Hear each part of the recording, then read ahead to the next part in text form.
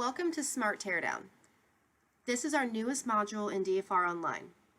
This module is going to allow users to manage product data with ease. It will centralize everything into this one repository. So this first screen that we're looking at is the first screen that the user will see every time that they log on to Smart Teardown. What we're looking at here are families. Families house products. For example, we have manufacturers on this next screen, and then from there, we're looking at actual products. Opening up these products further, clicking through this hierarchy, we will now see the segments, which in this case is fan, and we'll notice all of this information here on the left side. On the top, we have fastener information and images. But first, in order to achieve this, we will have to start in our administrative management section, which is located here in the top right. And the area that we're going to focus on in this video is general management. In general management, the user will be able to add or remove pertinent information, such as, but not limited to, product manufacturers, materials, and fastener types. And these are going to be critical in creating products that were located on the previous screen, on that teardown home screen. It is important to note that every one of these tabs are going to be important in creating all of this first before a product can be created and put onto that home screen on the first page. First, we have materials. As you see, adhesive, aluminum, bronze, brass, things like that. We then have material groups, which are the groups that those materials are located in, such as accessory assembly and cardboard. Product and part manufacturers, where we can simply add a manufacturer and add an image at the same time. Again, we have the parts here. We have fastener types, which in the very same way, you can add an image here when adding in one of these fastener types. We have processes, which do not have any images, but they do own localization, which I'll get to in just a moment. And then regions being the last tab. Regions first are important because sometimes we have products that maybe a washing machine, for example, may be available in Australia, but it is not available in China.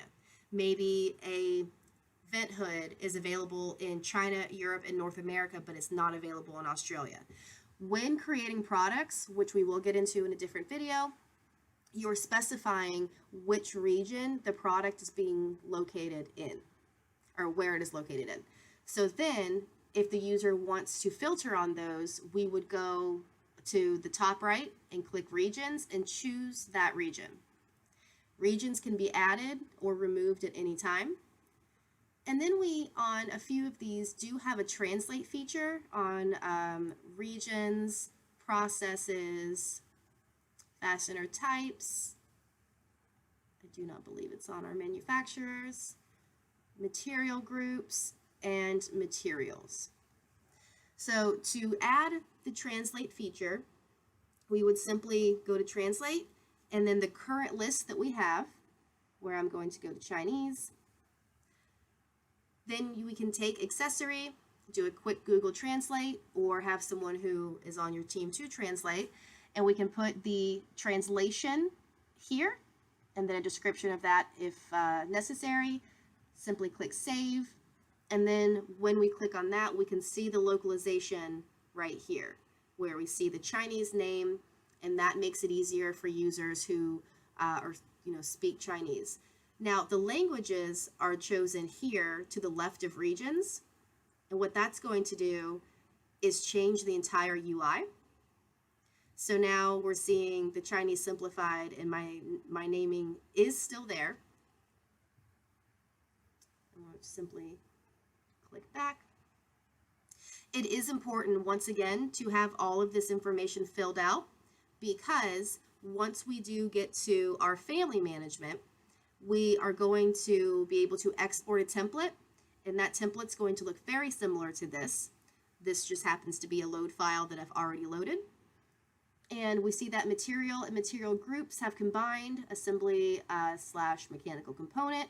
But what's important to note is all of these materials, manufacturers, processes, secondary processes, and then our fastener data types all appear in dropdowns.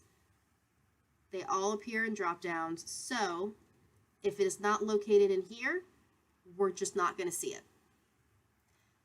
Please look for our video on family management to learn how to create the families and the hierarchy, and then we will then learn how to import our data.